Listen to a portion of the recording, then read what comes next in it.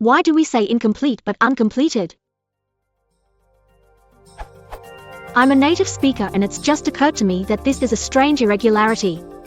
The work is incomplete. Fine, the work is uncompleted. Less common but still sounds correct to my ear. The work is incompleted or incomplete. Both of these sound wrong. Are there rules, presumably based on the etymological root of the word, governing when we use un vs in, and how does it apply to complete here? Why don't we say incompleted or incomplete?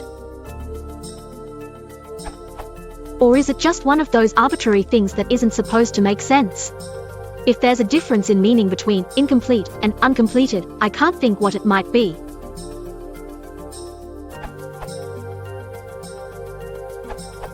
The root doesn't matter if it's been reified, contracted, or inflected.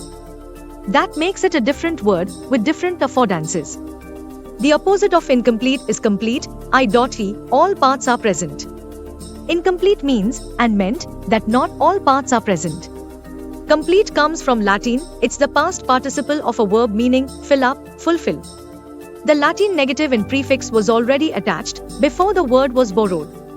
The opposite of uncompleted is completed, i.e., finished, done, of activities. Completed is the past participle of the English verb complete, not a Latin verb. Since it's an English verb, it uses the English negative prefix un, not the Latin in.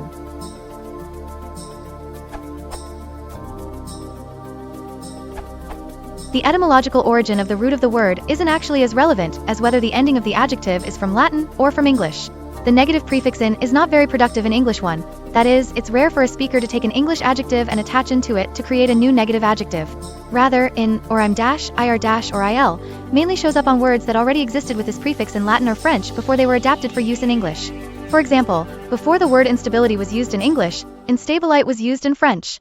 As John Lawler says in his answer, uncompleted is derived from the past participle form of the English verb complete, as indicated by the presence fo, the suffix ed. It was not taken directly from a Latin adjective.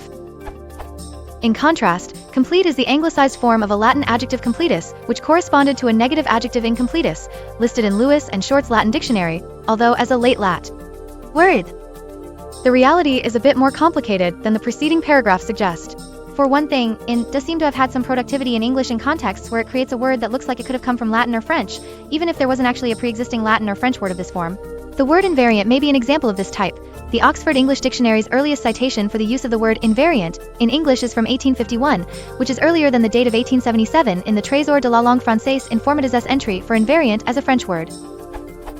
The OED entry for the negative prefix in suggests that its usage has changed some over the centuries, and mentions the substantial overlap with the usage of un, which has resulted in some amount of variation for a number of words. In English, in il-im-ir is a living negative suffix for words of Latin or Romanic origin, freely used, even when no corresponding formation appears in Latin. In this use it interchanges to some extent with the Old English negative un-dash, which is used in native or thoroughly naturalized words, e.g. incautious, uncautious, in dash, unceremonious, in dash, uncertain, in dash, uncommunicative, in dash, undevout, in dash, undistinguishable. In such cases the practice in the 16th and 17th C was to prefer the form with in dash, e.g. inedible, inarguable, unavailable, but the modern tendency is to restrict into words obviously answering to Latin types, and to prefer un in other cases, as in unavailing, uncertain, undevout. Keep in mind that this entry has not yet been fully updated, first published 1899, and it may have some inaccuracies. I think the author may have been overstating things a bit with the wording freely used. Dixon, who I cited above and linked to below, says in is seldom used to derive new words, page 73, and categorizes it as scarcely productive, pages 73 to 74.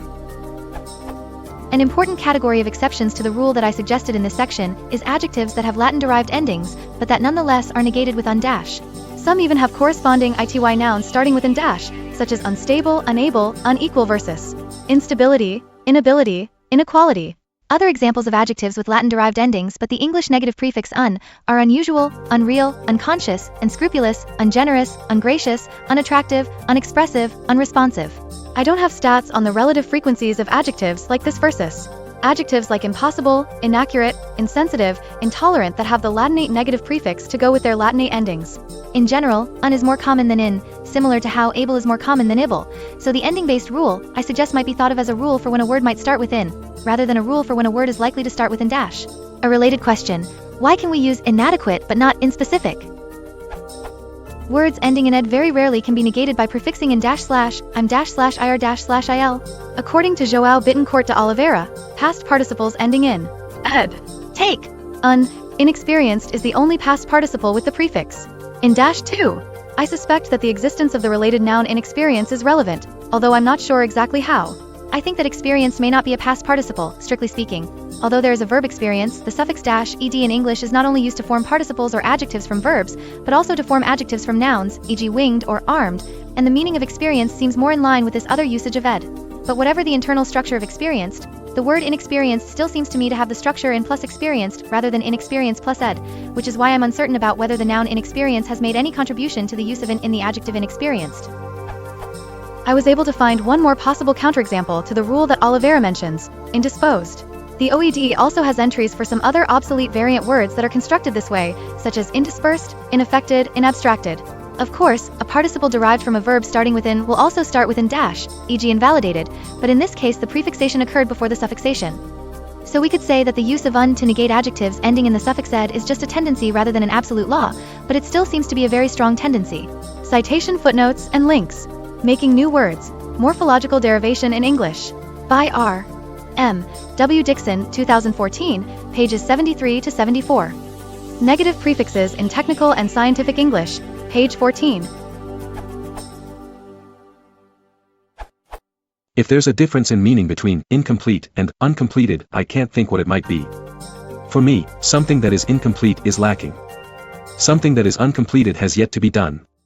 The former implies a value judgment, the latter is neutral.